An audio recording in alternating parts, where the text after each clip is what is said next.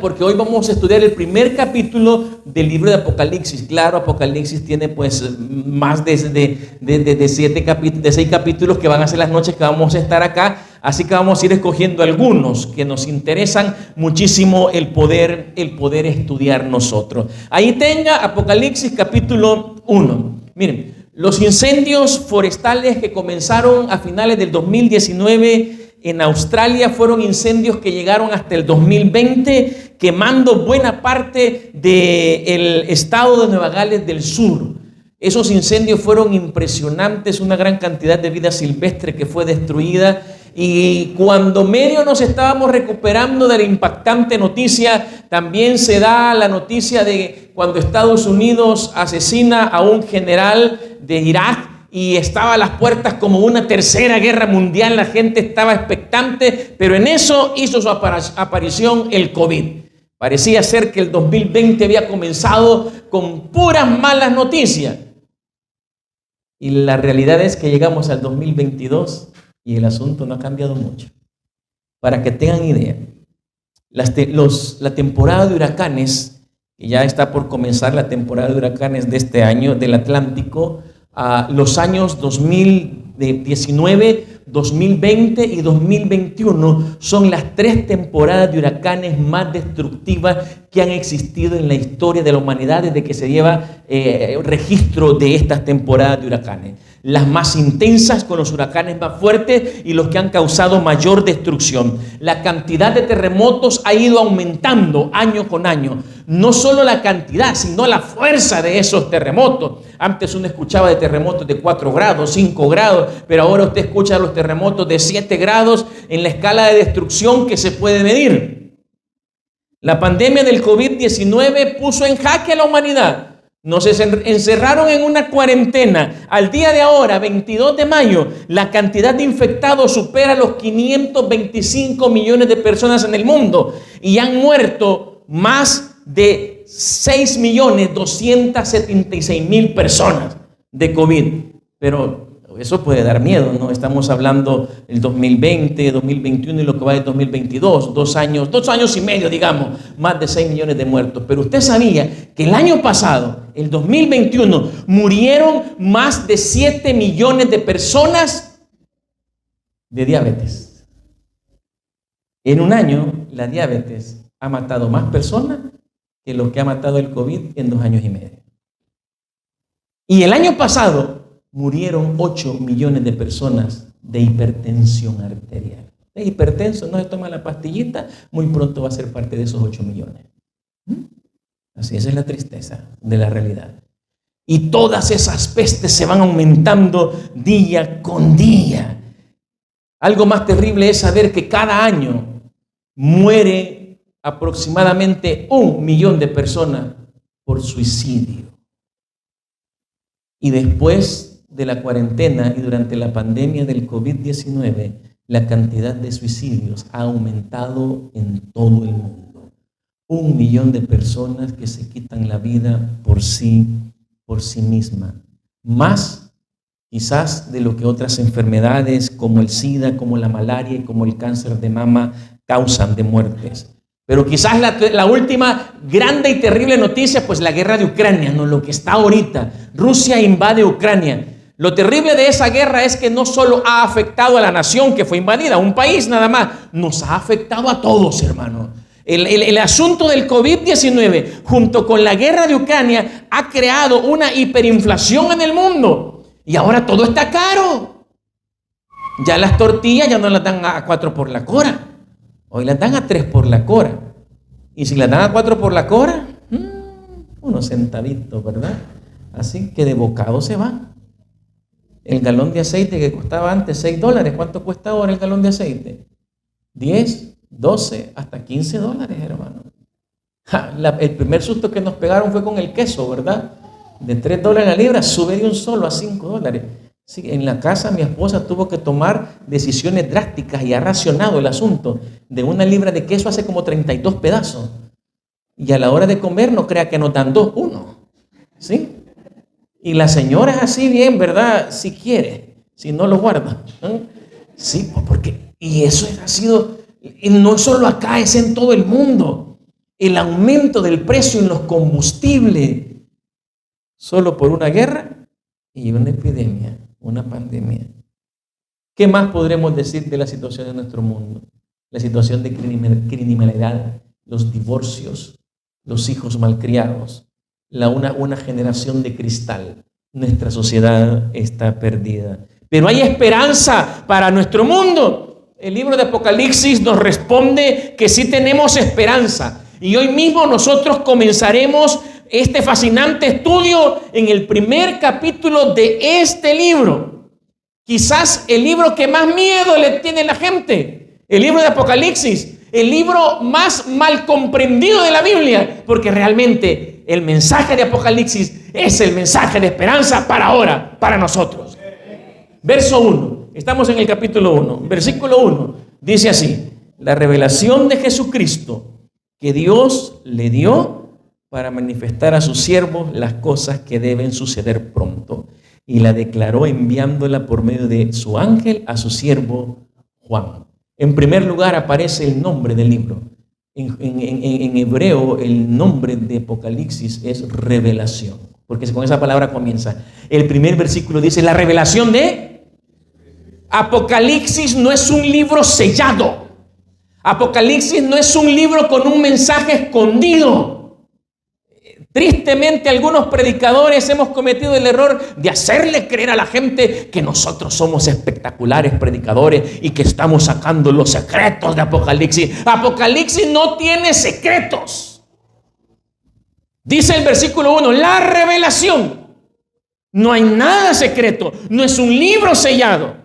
No es un libro de terror. No es un libro exclusivo de bestias y malos augurios. Apocalipsis es un libro con un mensaje de esperanza. Es la revelación amorosa de nuestro Señor Jesucristo. Es su quinto evangelio. Nos presenta todo aquello que ha de acontecer antes de que Cristo venga. Por eso en el primer versículo dice, para enseñarles, para presentarles las cosas que deben suceder. ¿Cuánto dice? Pronto. Es que todo lo que vemos en el mundo solo nos señala que Jesús viene pronto. Y el mensaje de Apocalipsis es, si tú sabes que Jesús viene pronto, prepárate. Hay una solución para todas las angustias y el dolor que los seres humanos padecen. Juan es el autor del Apocalipsis, pero también Juan, antes de escribir Apocalipsis, escribió su evangelio, el Evangelio de San Juan. Y es interesante que en el capítulo 10 y versículo 10 del Evangelio de San Juan, Juan dijo, o mejor dicho, escribió las palabras de Jesús cuando Jesús dijo, el ladrón no viene sino para hurtar, matar y destruir. Y entonces dice el gran héroe de Apocalipsis, pero yo he venido para que tengan vida y para que la tengan en abundancia. Hoy, cuando las personas piensan en quitarse la vida, cuando no hayan un camino por el cual ir, cuando encuentran todas las puertas cerradas, Jesús dice, yo te doy vida. Y no cualquier vida, te doy vida en abundancia. ¿Con qué dolores has venido esta noche a esta campaña? ¿Con qué dificultades estás tú que estás escuchando o estás viendo este mensaje? ¿Cuál es el problema? Seamos realistas. Todos estos megaproblemas que hablamos del mundo en realidad terminan convirtiéndose en situaciones que nos afectan personal y particularmente. Jesús, ese Jesús que dijo, yo he venido para que tengan vida y para que tengan vida en abundancia, Él es el único que quiere darnos y puede darnos en realidad esa vida en abundancia. El mundo quiere encontrar vida en el desenfreno sexual. El mundo quiere encontrar vida en las grandes estrellas del cine, de la música, del deporte. Eso me hace feliz, pero en realidad son cosas que no nos hacen realmente feliz. El mundo quiere encontrar vida en las redes sociales, en los likes, en las publicaciones que se hacen en Instagram, en Facebook, que simplemente son vidas frías y de mentira. El único que puede darnos vida y quiere darnos vida en abundancia es Cristo Jesús. ¿Por qué es importante el estudio de Apocalipsis? Versículo 3. Veamos el versículo 3. Bienaventurado el que lee. ¿Qué significa bienaventurado? significa dichoso, significa feliz. Entonces dice, los que son felices en realidad son los que leen. Los que son felices son los que oyen las palabras de esta profecía. Los que son felices son los que guardan las cosas en ellas escritas. ¿Por qué? ¿Por qué cosa? Porque el tiempo está cerca. Cuando Apocalipsis se refiere a que el tiempo está cerca, nos está diciendo Jesús viene pronto. Y porque Jesús viene pronto, porque toda la conmoción mundial nos dice, nos apunta a que Jesús viene pronto, la única forma en que podemos prepararnos es leyendo la Biblia. La única forma en que podemos prepararnos es escuchando la Biblia. Pero la mejor preparación es haciendo caso a los consejos que la Biblia nos da. Es increíble estos señores. Ustedes han visto, vivimos en una sociedad hipócrita. Están estos señores de estas canciones de perreo y reggaetón. Canciones con letras degradantes que hablan de adulterio, de fornicación, que hablan de lo más sucio e inmundo que puede haber en el mundo. Y todas esas cosas horribles que estos cantantes hablan. Ustedes los han escuchado cuando reciben un premio. Les dan un premio por esas músicas cochinas, ¿verdad? Y ellos con toda esa boca sucia que han dicho que van a estar con tres, que le van a hacer así, que le van a hacer así. Y después dicen, le agradezco a Papito Dios por este regalo, esta es una bendición de Dios. ¿Ve qué hipócrita es el mundo? La vez pasada iba yo en un microbús. Y de esas que ponen ese pum, pum, pum, pum, pum, ¿verdad? Que uno cuando viene de trabajar, hermano, hasta la cabeza le duele con esas grandes bullas que ponen. Y después de poner aquellas grandes cochinadas, bueno, dice, ahora vamos a poner una canción positiva y ponen un himno. Es que estamos puercos, hermano. Esa es la realidad de nuestro mundo. Y todo eso nos dice que Jesús viene y debemos prepararnos. La verdadera felicidad se encuentra cuando nosotros nos preparamos. Leyendo la palabra de Dios, escuchando la palabra de Dios, pero más que eso, obedeciendo la palabra de Dios. La pregunta ahora sería, ¿estamos dispuestos nosotros a obedecer? Todos los eventos que estamos viendo en la sociedad y la naturaleza nos dicen que Jesús viene pronto, que debemos prepararnos. Y el tema principal del libro de Apocalipsis es prepararnos para la segunda venida de Cristo. Apocalipsis presenta recurrentemente el tema de la segunda venida. Ahí en el capítulo 1, mire más adelantito, el versículo 7. ¿Qué dice el versículo 7? He aquí que viene con las nubes y todo ojo le verá y los que les traspasaron y todos los linajes de la tierra harán lamentación por él. Sí, amén. Así comienza Apocalipsis diciendo, viene. Él viene en las nubes. ¿Y cómo termina Apocalipsis? Vamos al último capítulo 22. Versículo 7, mire esta frase, Jesús dice así concretamente, he aquí, vengo, ¿cómo viene? Pronto, dice. Y el verso 20 vuelve a decir categóricamente, ciertamente vengo en breve. Es que Jesús viene pronto, Él está a las puertas. Nuevamente lo repito, las señales que estamos viendo gritan por los cuatro vientos, Jesús viene, prepárate. Pero hay algo impresionante en la escena del capítulo 1 de Apocalipsis.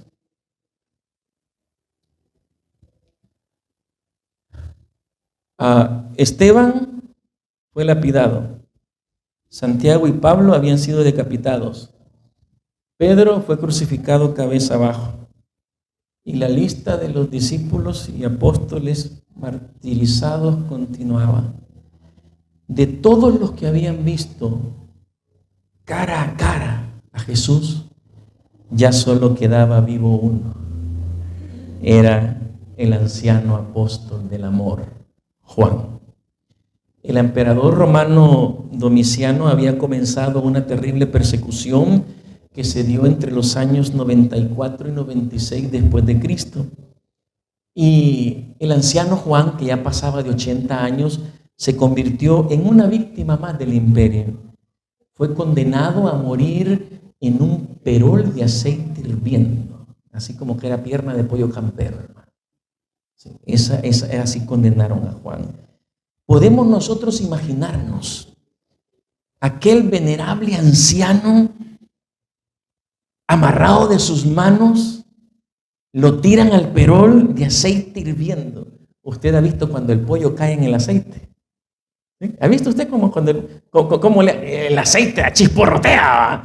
Y le hace así las amas de casa cuando cocinan. Si hay algo que le tienen miedo a los hipotes cuando comienzan las hipotas, los que aprenden a cocinar, porque ahora parejo, ni hipotes ni hipotas les quieren enseñar a cocinar, hermano.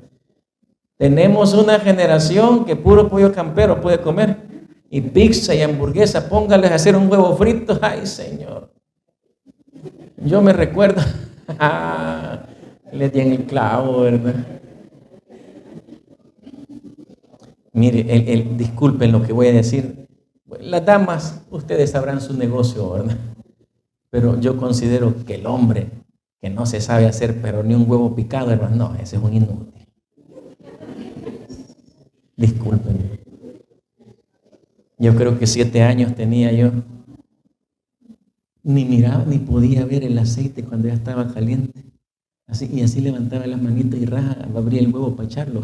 Eso era triste para mí, porque a veces chispeaba el asunto, ¿verdad? Porque a veces hay cipotes los que no pueden cocinar. ¿Ya lo ha visto usted cómo cocinan cuando fríen un huevo? No, hombre, si así de lejos le hacen porque le tienen miedo al aceite caliente. ¿Se imaginan ustedes a Juan? No era un huevo frito que iba a hacer, era él que le iban a freír. Y tiran al viejito. Lo peor que ya ni carnes tenía, puro huesos y pellejo. 80 años, ¿sí? Así llegamos los que tienen la bendición de llegar a esos años, hermano. ¿Sí? Aquí el promedio de vida de las personas en El Salvador, aunque dicen que andan por los 65 años, en realidad buena parte de los salvadoreños mueren antes de los 35. Así que no creo que estamos tan bien. Tiran a Juan, el aceite chispea por todos lados, pero increíble. Los verdugos se quedan mirando estupefactos porque ven a Juan que está orando, no se está quemando, no le pasa nada. Ahí está el mártir con sus ojos fijos al cielo. Se le ve intacto, sereno, alegre y simplemente no le pasa nada. Y entonces se riega el rumor por todo el imperio romano. Juan es inmortal. El imperio no lo pudo matar. Para el emperador romano eso fue un duro golpe. Porque ¿cómo matar a un hombre inmortal? No se puede. ¿Qué hacer con Juan, que tenía una poderosa influencia en la iglesia cristiana? Y entonces, por orden de Domiciano, el anciano fue mandado a la isla de Patmos. No fue de vacaciones, hermano. Patmos no era para ir a vacacionar como viene la gente de planes de Rendero. Aquí bien bonito, ¿verdad? Aquí viene la gente, ahí está lleno, allá ahorita hay el mirador, pero está todo fresquito, todo heladito y qué rico. Ustedes bendecidos porque están en este ambiente siempre. Nosotros, pues, acaso cuando venimos una vez al año por aquí, ¿verdad? Este es un lugar de vacación. Patmos no era un lugar de vacación. Una isla de origen volcánico, puras piedras por todos lados, hermano. Y ahí la gente era desterrada no para ir a pasear, era desterrada para ir a trabajar, trabajos forzados en minas. Y los hacían trabajar hasta el día de su muerte, hasta que morían. Y ahí quedó Juan, el inmortal. Un día Juan, cuando estaba en Patmos, a la orilla del mar, sucede lo siguiente, versos 9 y 10. Leamos. Yo, Juan, vuestro hermano y copartícipe vuestro en la tribulación, en el reino y en la paciencia de Jesucristo, estaba en la isla llamada Patmos, por causa de la palabra de Dios y el testimonio de Jesucristo. O sea, Juan predicaba, es lo que tenemos que hacer nosotros. Yo espero que ustedes, mis hermanos, el día de mañana les doy un reto, traigan un amigo, inviten a alguien, si ustedes creen que vale la pena, que las personas sí pueden encontrar esperanza en la predicación de la palabra, en la palabra compartida, traiga. Si por algo metieron preso a Juan, lo mandaron a Patmos, fue porque él predicaba y compartía el testimonio de Jesucristo. Por eso es que no hay persecución para nosotros ahorita, hermanos. Estamos muy quietos, muy tranquilos. Nosotros no vamos a comenzar la persecución diciendo el Papa es la bestia, y en Apocalipsis lo dice. No. La persecución comenzará contra los cristianos honestos y leales a Cristo cuando comiencen a predicar el testimonio de Jesucristo a toda persona. Comencemos ya, porque Jesús está pronto, está a la puerta. Y yo estaba en el Espíritu en el día del Señor. Podemos decir que estaba en un día sábado, Pero también podemos decir que en ese momento Juan estaba expectando, presenciando, apreciando la segunda venida de Cristo Jesús. Y oí detrás de mí una gran voz como de trompeta. Impresionó a Juan, no pudo comparar. Y dice el verso 11 que decía: yo soy el alfa y la omega, el primero y el último. Escribe en un libro lo que ves. Y cuando Juan escucha aquello de yo soy, Juan, ¿dónde? Porque le pareció familiar, aunque era una voz impresionante que nunca había escuchado. La voz le parece familiar cuando dice yo soy. Se da la vuelta y ¿qué es lo que ve Juan? Versículo 13. Juan vio que en medio de los 7 candelabros, porque él ve 7 candelabros, a uno semejante ¿a quién? ¿A quién? ¿Y quién es el Hijo del Hombre? Ve a uno semejante a Jesús, vestido de una ropa que llegaba hasta los pies y ceñido por el pecho con un cinto de oro. El verso 16 da un dato bien interesante que más tarde lo vamos a estudiar más adelante. Y tenía en su mano derecha 7 estrellas. Pero entonces pasó algo. Verso 17. Y cuando le vi, ¿qué pasó con Juan? Le dio taquicardia. Hermanos, si eran 80 años, no aguantó la emoción. A Juan le da taquicardia, cae desmayado, como muerto, dice. Es que ya a los 80 no funciona igual el chacalel, hermano, es diferente, sí, más débil. Pero ¿qué es lo que impresionó a Juan? Es que era Jesús. Más de 60 años de no ver a Jesús. Cuando escucha yo soy el alfa y el omega, y Juan se da vuelta y era uno semejante al Hijo del Hombre, es que era Jesús. Regio, como un rey se le presenta. Y entonces Juan no soporta, porque hermano, estar ante la presencia, en la presencia del Señor hay plenitud de gozo. Yo he venido para darles vida, pero vida en abundancia. Juan llora, Juan se emociona. Ya Pedro murió, ya Pablo ha muerto, todos sus amigos, y ahora él esperaba la muerte para muy pronto encontrarse con Cristo. Pero antes de morir, Juan ve a Jesús.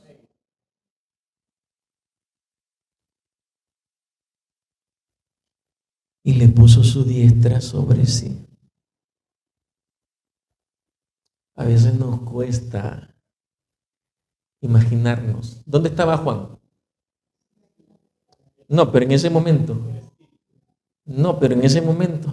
¿Cómo estaba? La condición de él, que estaba sentado, parado, ¿cómo estaba? Y se desmayó donde... Conocí a una persona que cuando se iba a desmayar siempre buscaba así como un asientito, ¿verdad? Un sofá o una hamaca. No es broma, sí. Llévame para la hamaca, decía. Llegaba a la hamaca y se desmayaba en la hamaca. Pero esos son casos únicos. ¿Dónde se desmaya uno? Ahí, ¿dónde está, hermano? ¿Dónde creen que estaba Juan en ese momento? ¿En algún sofá? ¿Dónde estaba? En el suelo, hermano. Estaba ahí. Usemos la imaginación. Juan se desmaya, caí como muerto. A sus pies estaba en el suelo. Ahora, dice el versículo, y puso su diestra sobre mí. ¿Y cómo fue que Jesús puso la mano derecha sobre Juan? Como el hombre plástico le estiró. ¿Qué hizo? Se agachó. Jesús hizo como hacen los de la Cruz Verde, los de la Cruz Roja, los guías mayores, para dar primeros auxilios, porque Juan era el corazón el que se le había parado, era taquicardia, y Jesús se agacha. Es increíble. Pone la mano sobre Juan para que el corazón del pobre ancianito continúe. Pero no solo hace eso, se agacha más. Vean cómo es, porque es que Jesús eso es lo que hizo para salvarnos. Tomó nuestra semejanza, se hizo siervo y fue humillado hasta la muerte, y la vergonzosa muerte de cruz. Se agacha más. Juan no está sentado, Juan no está parado, Juan está tiradito el viejito. Y entonces Jesús le susurra y le dice: no temas. Y esta noche Jesús te dice a ti: no temas. ¿Estás enfermo? ¿Te han dicho que tienes una enfermedad incurable? Esta noche Jesús te dice: no temas. Tu matrimonio se está rompiendo. Esta noche Jesús te dice: no temas. Estás con deudas que no puedes pagar. No tienes trabajo. Esta noche Jesús te dice: no temas. Querido joven, estás en las drogas. Estás en una situación donde crees que tus padres no te entienden y nadie te entiende. Jesús sí te entiende y esta noche te dice: no temas. Pero no solo le dijo no temas, le dio el porqué. Y entonces le dijo: yo soy.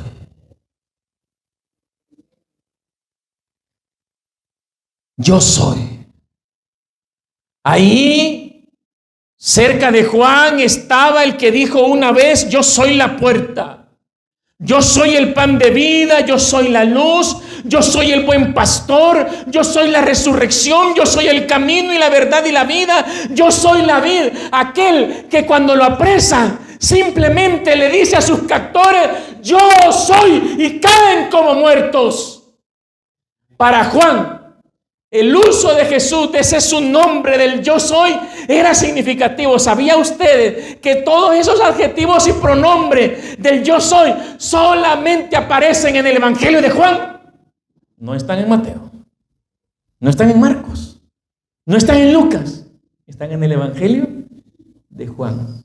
Pocos años antes, el anciano había escrito ese Evangelio y ahora recibe la visión del Apocalipsis y Jesús le dice: yo soy. Jesús se presentó como el yo soy a los israelitas cuando estaban sufriendo allá en Egipto. Rápidamente abran sus Biblias allá en el libro de Éxodo capítulo 2. Mire cuál era la condición que tenía el pueblo de Israel cuando el Señor se presenta como el yo soy. Éxodo capítulo 2 versículo 23 es el segundo libro de la Biblia y dice así la palabra del Señor en el versículo 23 del capítulo 2. Mira, no sé si te va a parecer a ti o te identificas con esta condición de los israelitas. Aconteció que después de muchos días murió el rey de Egipto y los hijos de Israel, ¿qué pasaba? ¿Qué pasaba con los hijos de Israel? Gemían. Gemían a causa de la servidumbre. ¿Y qué pasó? Y clamaron. Y subió a Dios el clamor de ellos con motivo de su servidumbre, porque no tenemos un Dios sordo. ¿Entiendes tú lo que es gemir? ¿Cuándo los seres humanos gemimos? Yo he visto mucha gente gemir cuando está muriendo de cáncer. El dolor es tan intenso que ya no pueden ni gritar. Simplemente gimen. Pero no solo gemimos por el dolor físico, también gemimos por el dolor espiritual. Muchos de ustedes, al llegar a sus casas en las noches, cuando todas las luces se apagan, se ponen a llorar. Cuando nadie los escucha y gimen. Porque el dolor emocional es demasiado grande. Porque la traición fue demasiado fuerte. El gemir es la expresión de dolor más grande que existe en el ser humano. Gemían porque no había solución, porque eran esclavos. Y entonces cuando ellos gimen, el Señor los escucha. Y ahí capítulo 3, verso 14, ahí adelantito, viene el Señor y entonces se le presenta a Moisés años más tarde y le dice el Señor: yo he venido para librarnos. Y entonces Moisés le pregunta: pero ¿quién eres tú? ¿Quién le dirá al pueblo que los va a librar? Y dice el verso 14 del capítulo 3 que Dios le dijo: yo soy el que soy. Y dijo: así dirás a los hijos de Israel: yo soy me ha enviado. Cuando la situación de los israelitas era insalvable, cuando eran siervos, esclavos del imperio más poderoso del mundo, los egipcios, Dios llega a rescatarlo. En lo imposible, Él es el yo soy. Y cuando Jesús vino a este mundo a morir en una cruz por nosotros, cuando el pecado ha estrujado a la raza humana, cuando parece que no hay solución para nosotros, muere en una cruz y dice: yo soy la solución. Y ahora Jesús, en el libro de Apocalipsis, frente a su segunda venida, en este momento, expectantes ante la aparición de Cristo, Él dice: no se preocupen, no teman, aquí estoy, yo soy. Estás sufriendo, Jesús es el gran yo soy, y Él quiere librarte de tu sufrimiento.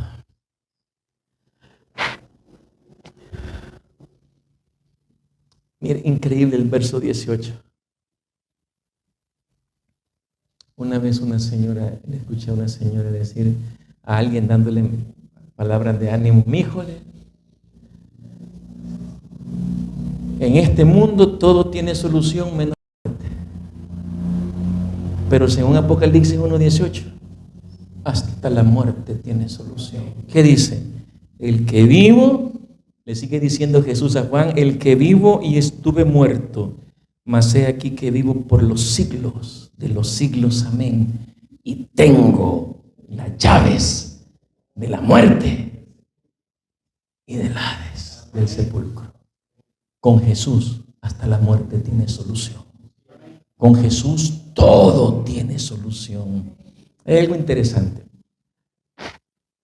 Leemos el verso 20, ya para ir finalizando. ¿Qué es lo que tenía Jesús en su mano derecha? ¿Qué tenía? Lo que había visto Juan. ¿Con qué vio a Jesús en su mano derecha? ¿Y caminando entre qué? Entre 7 candelabros. Verso 20. El misterio de las 7 estrellas que has visto en mi diestra, Jesús comienza a explicar, porque la profecía se explica a sí mismo, hermano. Y de los 7 candeleros de oro, dice así: las 7 estrellas son los ángeles de las 7 iglesias, y los 7 candeleros que has visto son las 7 iglesias. ¿Dónde estaba caminando Jesús? En medio, no sobre. En medio. ¿Dónde caminaba Jesús? Ay, hermano. No, que en esa iglesia no hay amor, no, que esa iglesia está perdida, no, que esa iglesia... Jesús camina en medio de la iglesia. Tienes que estar seguro que Jesús está aquí. ¿Lo crees así? Si tú has venido acá, no para encontrarte con el hermano Nafri, tú no estás escuchando un mensaje del hermano Nafri. Es Jesús que camina en medio de nosotros. Pero lo más impresionante son las estrellas. ¿Dónde están las estrellas? En su mano. ¿Qué representan esas estrellas? Dice que representan los 7 ángeles de las 7 iglesias. Las cartas fueron enviadas a los dirigentes de las iglesias. Eso lo vamos a estudiar mañana. Esas 7 cartas de amor. Y entonces no fueron enviadas a ángeles, fueron enviadas a los dirigentes. Esos ángeles representan a los dirigentes de las 7 iglesias. O sea, las 7 estrellas representan ángeles, y los ángeles son mensajeros, representan también a las personas, a los individuos de las iglesias. ¿Dónde tiene Jesús a sus hijos? ¿Dónde los tiene? ¿Dónde estás tú? Y entonces, ¿por qué tienes miedo? ¿Estás seguro que estás en las manos de Jesús? ¿Por qué tienes miedo? Cuando confiamos en Jesús, Él nos tiene en sus manos. Cuando confiamos en Jesús, Él camina con nosotros y entre nosotros. Cuando confiamos en Jesús, nuestras angustias tienen solución. No le temas al Apocalipsis. Es el 5.º evangelio de Jesús. Es el evangelio de esperanza. Ahí Jesús es el gran yo soy para los momentos finales de la historia humana. Entre los terremotos, entre los huracanes, entre las pandemias, entre las enfermedades, entre la destrucción social, Jesús camina entre nosotros y puede sostenernos. Confía en Jesús. Un jovencito le preguntó a su papá, un muchacho llega a hablar con su papá y le dice a aquel niño: papá, ¿es Satanás más grande que yo? Qué pregunta de un niño, ¿verdad?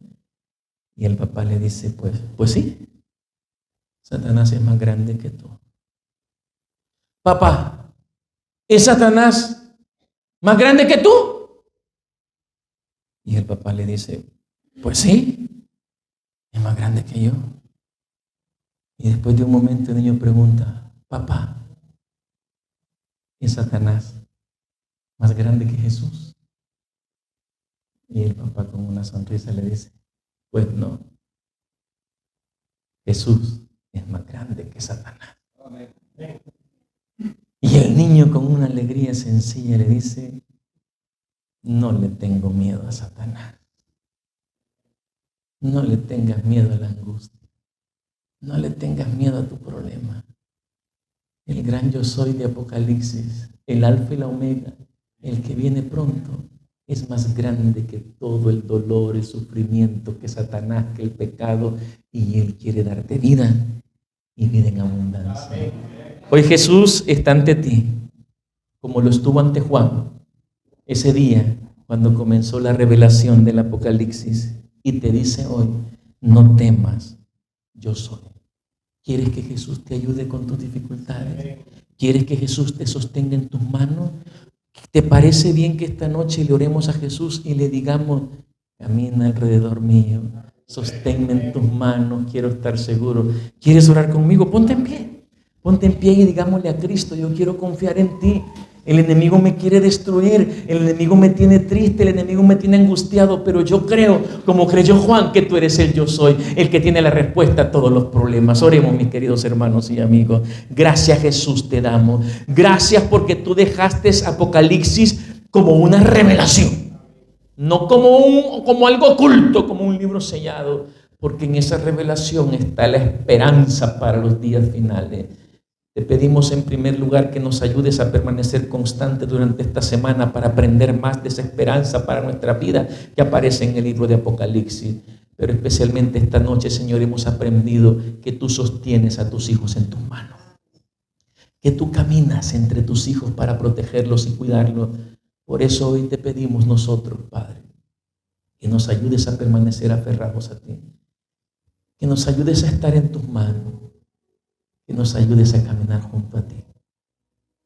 Yo no sé los que están orando esta noche con qué dificultades y problemas han venido, con qué angustias están, pero hoy oro por todos ellos, Señor, para que puedan sentir la alegría que solamente tú das, ese gozo, esa paz, esa libertad, esa vida en abundancia que solo tú das, y que sus problemas comiencen a encontrar solución en ti.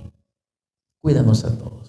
Bendícenos, nuestra vida está en tus manos y que mañana acá podamos ver más milagros de lo que esta noche hemos visto. En Jesús lo pedimos. Amén y amén. Que el Señor me le bendiga.